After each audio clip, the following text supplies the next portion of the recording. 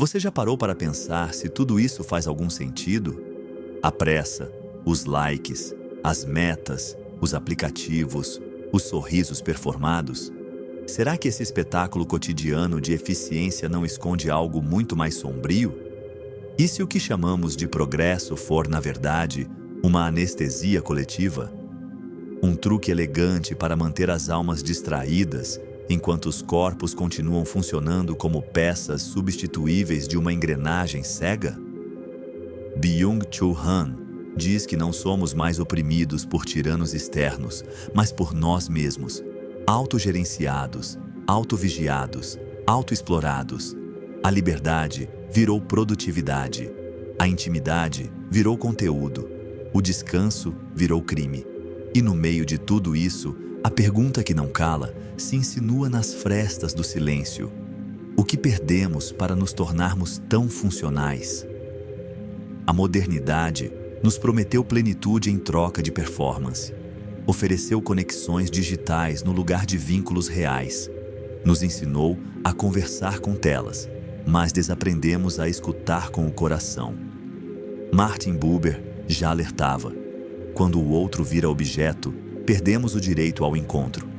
E quando a relação deixa de ser eu-tu para virar eu-isso, o mundo se torna um mercado. E nós, mercadoria. Marie-Louise von Franz diria que o preço disso é a ruptura com nosso ritmo interior. A alma, ignorada, adoece em silêncio.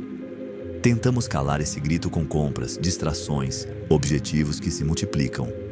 Mas a cada conquista, um novo vazio se abre. E talvez o maior engano da sociedade moderna não seja o que ela oferece, mas o que ela nos faz esquecer. Quem somos quando ninguém nos observa? Este vídeo é uma travessia. Não trará respostas fáceis, nem soluções embaladas para consumo rápido. Ele vai descer fundo, abrir rachaduras, instalar incômodos. Porque só assim, no desconforto, é que podemos relembrar a verdade que nos foi roubada. Você não nasceu para ser algoritmo, nem para performar existência. Você nasceu para ser inteiro. E essa lembrança, por si só, já é um ato de revolução. O avanço da tecnologia prometeu nos aproximar. As telas encurtaram distâncias geográficas, mas ampliaram abismos emocionais. Podemos falar com qualquer pessoa, a qualquer hora, de qualquer lugar. Mas quantas dessas conversas realmente nos tocam? Martin Buber, com sua distinção entre eu-tu e eu-isso, já havia previsto essa ruptura. A relação verdadeira, viva, exige presença. E presença é algo que a sociedade digital não sabe mais sustentar. Aprendemos a reagir, não a escutar. A responder rápido, não a acolher profundamente. O outro, agora, é um perfil, uma notificação, um emoji. A conexão se transformou em transação. Estamos sempre em contato, mas raramente em comunhão. E esse vazio relacional se aprofunda, mesmo que esteja disfarçado por sorrisos em fotos, por interações em massa, por seguidores que nada sabem sobre quem somos no escuro. A solidão moderna não é o silêncio, é o excesso de ruído que impede qualquer escuta verdadeira. É falar com muitos e não ser ouvido por ninguém. Byung-Chul Han afirma que o excesso de positividade e estímulo nos esvazia. Não há tempo para mergulhos, apenas para cliques. O saber virou consumo, a imagem, uma mercadoria. O outro é útil enquanto serve e descartável quando se torna espelho. Porque o espelho mostra o que evitamos ver, que a abundância de informação não gera sabedoria, que a velocidade não gera sentido, que a quantidade de vínculos não gera profundidade.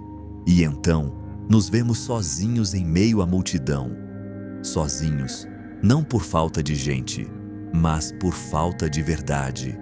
Marie-Louise von Franz dizia que o sofrimento da alma nasce quando perdemos o contato com aquilo que é essencial, mas invisível. E o que é essencial não aparece nas métricas, não se traduz em curtidas, não rende engajamento. Por isso, é ignorado. O silêncio, que antes era espaço sagrado, virou incômodo. A pausa, que antes era ritual, virou fraqueza. A contemplação, que antes era sabedoria, virou perda de tempo. O tempo da alma foi trocado pelo tempo do algoritmo. Mas há algo que resiste, uma parte de nós que não se deixou adormecer por completo. Ela aparece nos sonhos não ditos, nas saudades que não sabemos nomear, no desconforto que sentimos mesmo quando tudo parece estar indo bem. Essa parte sussurra, não era para ser assim. E é nesse sussurro que começa a ruptura, a negação silenciosa da norma, o desejo vago por algo mais real, o começo da lembrança de que viver não é acumular momentos para mostrar, é habitar o presente como quem mora dentro da própria pele. O sistema moderno construiu uma ilusão poderosa, a de que o valor de um ser humano pode ser medido pelo que ele produz, conquista e exibe. Desde a infância, somos condicionados a correr, não por desejo, mas por expectativa. O que você vai ser quando crescer? É a pergunta que nos empurram antes mesmo de termos tempo de descobrir quem somos agora. Marie-Louise von Franz alertava que um dos maiores sofrimentos da nossa era é a perda do contato com o ritmo interno. Vivemos para fora, como se o mundo fosse um palco e cada um de nós, um personagem prestes a ser substituído por outro mais eficiente. Essa desconexão do ritmo da alma nos cobra um preço silencioso, a sensação de constante inadequação. Acordamos cansados, dormimos inquietos, trabalhamos como se estivéssemos sempre em dívida com o tempo. Mesmo quando tudo está certo, algo dentro nos diz que está errado, porque o que nos foi ensinado a desejar não nos nutre, e o que nos nutre foi rotulado como perda de tempo. A contemplação virou preguiça, a gentileza virou fraqueza, o descanso virou falha, mas o corpo sabe, a alma grita, e em algum momento a máscara cai. Erich Fromm já explicava que uma sociedade voltada para o ter e não para o ser cria indivíduos vazios, que confundem liberdade com escolha de consumo, amor com posse, identidade com aparência. Compramos para preencher lacunas que nem sabemos nomear. Exibimos experiências para convencer os outros e a nós mesmos de que estamos vivendo intensamente. Mas quando as luzes se apagam e o feed silencia, o que resta? Um eco, um vazio que se repete, e a incômoda sensação de que, apesar de tudo, algo essencial ainda falta. O problema não é a tecnologia, nem o progresso em si. É o lugar que ocupam dentro de nós. Tornaram-se deuses silenciosos, definindo o que é sucesso, o que é felicidade, o que é desejável. Mas essas definições não nascem do coração. São moldadas por sistemas que lucram com a sua insatisfação. Porque se você estiver em paz consigo mesmo, você consome menos. Se estiver inteiro, não precisa de adereços. Se estiver presente, não se distrai com facilidade. Por isso, a cultura da produtividade precisa que você acredite que ainda falta alguma coisa, mesmo quando tudo está aí. Mas o que realmente falta não se compra, não se baixa, não se segue. O que falta é reencontro. Com o corpo, com o silêncio, com a presença, com a sua própria história antes que ela fosse colonizada por métricas e expectativas. Falta o que é humano, o que é lento, o que é imperfeito. Falta o que se perdeu quando trocamos o ser pelo funcionar. E a cura disso não virá por aplicativos, nem por promessas motivacionais. A cura virá de um gesto revolucionário: parar. E no silêncio que se segue, começar a escutar. A solidão da era moderna não nasce da ausência de companhia, mas da incapacidade de sermos vistos. Vivemos cercados de vozes, de imagens, de opiniões, mas raramente nos sentimos escutados de verdade. Compartilhamos fragmentos, mas guardamos o essencial. E quanto mais mostramos, mais parece que ninguém enxerga. Martin Buber chamaria isso de colapso da relação eu-tu. O outro não é mais um espelho vivo. É um reflexo distorcido que confirma a versão que projetamos. Perdemos o sagrado do encontro. Perdemos o lugar onde duas presenças se reconhecem sem esforço. E nessa ausência de vínculo autêntico, cresce um vazio que o desempenho não preenche. A produtividade, por mais intensa que seja, não gera pertencimento. Ela nos empurra para fora de nós e, no processo, nos desconecta de tudo o que pulsa com verdade. A tecnologia prometeu conexão, mas o que entregou foi comparação. Em vez de pontes, criou vitrines. Em vez de laços, molduras. E nessas molduras sorridentes, cada um esconde sua própria ruína. Byung-Chul Han escreveu que o excesso de positividade gera violência simbólica. Não podemos mais demonstrar cansaço, tristeza, pausa. Há sempre uma frase pronta para nos empurrar de volta à performance. Levanta, segue, faz mais. Mas fazer mais não é viver melhor. É apenas acelerar o descompasso entre o que somos e o que fingimos ser. Há uma forma de violência que não grita, mas corrói, e ela se chama normatividade. A obrigação de parecer bem o tempo todo é, talvez, a prisão mais sofisticada da modernidade. Marie-Louise von Franz diria que, sem silêncio, não há alma. E é exatamente disso que estamos sendo privados, da escuta profunda que permite a alma florescer. Não há espaço para o simbólico em uma vida regida por notificações. Não há tempo para o mistério em uma existência obcecada por respostas. E sem mistério, tudo se torna raso. A vida perde poesia. O outro vira algoritmo. A dor vira defeito. E o vazio se torna crônico. Não por ser um erro, mas por ser ignorado.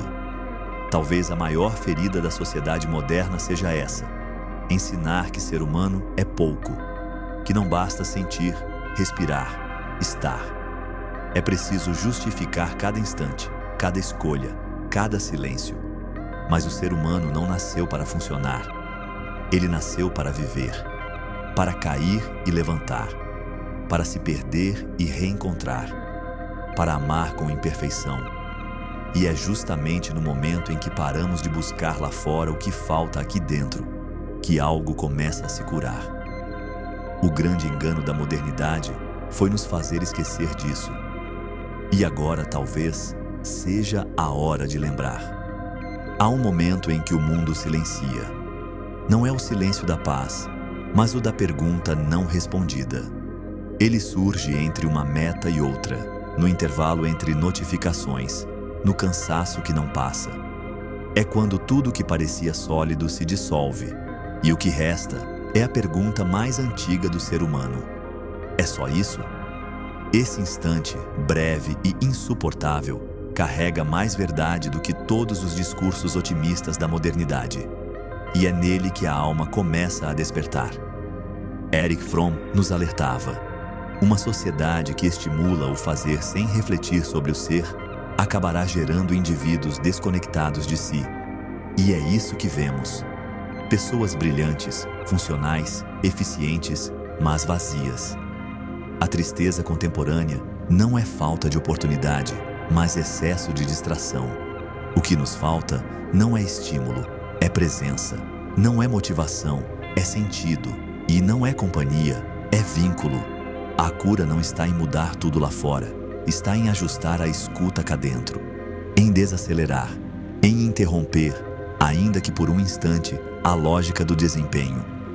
Marie-Louise von Franz nos ensinava que há sabedorias que só se revelam no ócio, no silêncio fértil, no tempo lento. Mas esse tempo é sagrado e precisa ser escolhido. Precisamos reaprender a estar com o outro sem medir, a contemplar sem capturar, a viver sem performar. Martin Buber acreditava que o sentido da vida não está em acumular experiências, mas em criar encontros verdadeiros, porque no olhar do outro reconhecemos partes esquecidas de nós. E quando essa troca acontece sem máscaras, sem pressa, sem utilidade, algo se cura, algo se reencanta, algo dentro sussurra, ainda dá tempo. Byung-Chul Han nos provoca a abandonar a lógica da positividade tóxica. Nem tudo precisa ser útil, nem todo dia precisa ser produtivo, nem toda dor precisa ser escondida. Há dignidade no cansaço, há beleza na pausa, há verdade na vulnerabilidade. E talvez o maior ato de liberdade hoje seja simplesmente parar, respirar e dizer: eu não nasci para funcionar, eu nasci para viver. Então, que esse vídeo não seja apenas assistido, mas sentido. Que ele se torne um lembrete gravado no corpo de que sua alma tem ritmo, profundidade, voz. Que não é preciso se encaixar para pertencer. Que não é preciso correr para chegar. O caminho de volta não está no futuro, está no agora. E cada vez que você escuta esse agora com coragem, algo dentro se alinha, algo dentro volta para casa. Se essa mensagem ecoou em algum lugar do seu silêncio, escreva nos comentários o que tocou em você. Compartilhe com quem também sente esse incômodo e ainda não sabe dar nome a ele. Se inscreva, não como hábito, mas como gesto de quem escolhe lembrar que viver com presença é a maior rebeldia do nosso tempo.